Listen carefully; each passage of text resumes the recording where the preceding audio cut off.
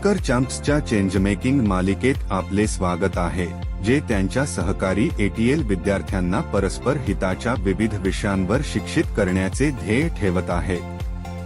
या मोहिमेचा एक भाग म्हणून टिंकर चॅम्प्स टिंकरिंग, समस्या सोडवणे, नवोन्मेष, उद्योजकता, चेंजमेकिंग आणि इतर विषयांवर अनेक सूक्ष्म शिक्षण मॉड्यूल आणत आहे।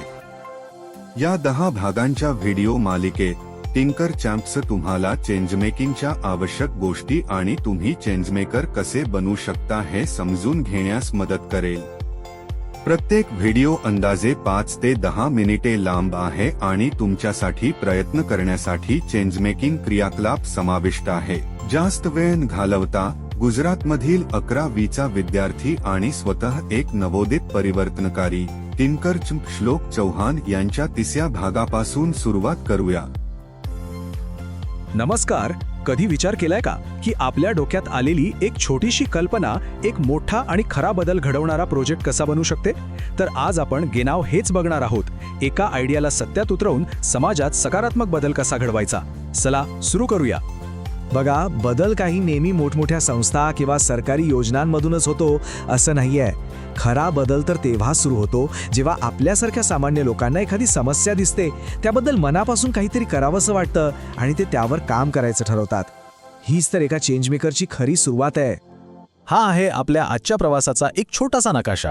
आपण एका कल्पनेपासून ते तिचा परिणाम मोजण्यापर्यंतचा प्रत्येक टप्पा समजून घेणार आहोत। आणि हो, पुढे मी एक असं सोपं टूल दाखवणार आहे जे मोठ्यातली मोठी समस्या समजायला एकदम सोपी करून टाकेल। चला तर मग हा रोमांचक प्रवास सुरू करूया। चला आपल्या पहिल्या थांबावर येऊया, द चेंज मेकर्स कॉल। इथे आपण समजून घेऊ की बदल घडवणारा प्रकल्प किंवा चेंज मेकिंग प्रोजेक्ट म्हणजे नक्की काय असतं। म्हणजे बघा, हा काही साधासुधा प्रोजेक्ट नाहीये, हा एक पद्धतशीर प्रवास आहे। यामध्ये आपण आधी समस्या ओळखतो, मग त्यावर उपाय शोधून काढतो आणि सगळ्यात महत्त्वाचं म्हणजे असा परिणाम साधतो जो आपण मोजू शकतो आणि जो खरा बदल घडवतो। आता दुसऱ्या टप्प्याकडे जाऊया, फाइंडिंग युअर मिशन। आपल्या संपूर्ण प्रवासातला हा सगळ्यात महत्त्वाचा भाग आहे, आपल्यासाठी योग्य प्रोजेक्ट निवडणं। असा प्रोजेक्ट जो आपल्याला आवडेल आणि जो आपण पूर्णही करू शकू।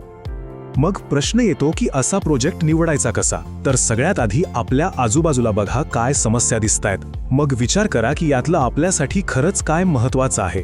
प्रोजेक्ट पूर्ण करणं शक्य आहे का हे तपासा, तो समाजासाठी उपयोगी आहे का हे बघा, आणि हो, त्यात काहीतरी नवीन, काहीतरी इनोव्हेटिव्ह करता येईल का याचा विचार करा।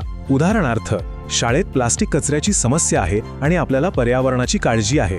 मग रिसायकलिंग बिन्स लावणं शक्य आहे का? हे समाजासाठी महत्त्वाचं आहे आणि त्यात जनजागृतीसाठी एखादी स्पर्धा घेऊन आपण काहीतरी नवीन करू शकतो। बस। आपला तिसरा विभाग आहे द जर्नीज रोड मॅप। यशस्वी बदलासाठी लागणाऱ्या 10 सोप्या पायऱ्या। या रोड मॅपमुळे बदल घडवण्याची पूर्ण प्रक्रिया एकदम सोपी आणि सिस्टमॅटिक होऊन जाते। रोड मॅपचा पहिला भाग आहे पायाभरणी। यात 5 सोपी पावलं आहेत। समस्या ओळखा, संशोधन करून ती समजून घ्या, वेगवेगळ्या उपायांवर विचार करा, प्रकल्पाचं नियोजन करा आणि सगळ्यात महत्त्वाचं एक चांगली टीम बनवा, कारण मजबूत पायावरच एक यशस्वी प्रकल्प उभा राहू शकतो। आता वळूया दुसऱ्या भागाकडे, जो आहे ॲक्शनचा।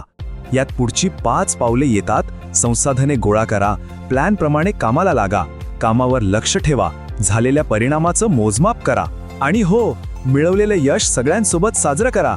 आपली गोष्ट इतरांना सांगण्याने त्यांनाही प्रेरणा मिळते, नाही का? आपला चौथा विभाग आहे टूल्स फॉर द क्वेस्ट। या प्रवासात आपल्याला व्यवस्थित आणि प्रभावीपणे काम करण्यासाठी काही साधनांची गरज लागेल। तर हे आहे आपलं चेंज मेकरचं टूल किट। आपलं पहिलं आणि सगळ्यात भारी टूल आहे प्रॉब्लेम ट्री ॲनालिसिस। समस्येला एका झाडाचं खोड समजा, मग तिची कारणं म्हणजे त्या झाडाची मुळं आणि तिचे परिणाम म्हणजे फांद्या। या टूलमुळे आपल्याला समस्येच्या वरवरच्या लक्षणांवर नाही, तर थेट मुळांवर काम करता येतं। दुसरं महत्त्वाचं साधन आहे ॲक्शन प्लॅन टेम्पलेट। हा एक साधा तक्ता आहे, पण खूप प्रभावी। कोणतं काम कोण करणार, कधीपर्यंत करणार आणि कसं करणार हे सगळं यात स्पष्ट लिहिलेलं असतं। त्यामुळे गोंधळ टळतो आणि सगळ्यांना आपली जबाबदारी कळते। याशिवाय अजूनही काही महत्त्वाची साधने आहेत, जसं की स्वॉट ॲनालिसिस, म्हणजे आपल्या प्रोजेक्टची ताकद, कमजोरी, संधी आणि धोके ओळखणं। इम्पॅक्ट चेकलिस्ट आपल्याला योग्य दिशेने जातोय की नाही हे तपासायला मदत करते। फीडबॅक फॉर्म्स लोकांची मतं जाणून घेण्यासाठी महत्त्वाचे आहेत। आणि इम्पॅक्ट लॉगमध्ये आपण आपल्या कामाचे छोटे मोठे परिणाम नोंदवून ठेवू शकतो. आता येऊया सगळ्यात महत्त्वाच्या भागाकडे, क्रिएटिंग अँड मेजरिंग इम्पॅक्ट. कोणत्याही प्रोजेक्टचं अंतिम ध्येय हेच असतं, खरा बदल घडवणं, आणि तो बदल मोजता पण आला पाहिजे, नाही का? खरा परिणाम साधण्यासाठी काही गोष्टी लक्षात ठेवायला हव्यात. सुरुवात छोटी असली तरी चालेल, पण विचार मोठा ठेवा. आपल्यासोबत इतरांनाही जोडून घ्या. एकदाच काहीतरी करण्यापेक्षा सातत्याने प्रयत्न करा. आपली गोष्ट, आपला प्रवास इतरांना सांगा आणि इतरांनाही काम करण्यासाठी सक्षम बनवा. आता ह्या स्लाइडकडे नीट बघा. परिणाम मोजण्याचे 2 मुख्य मार्ग आहेत.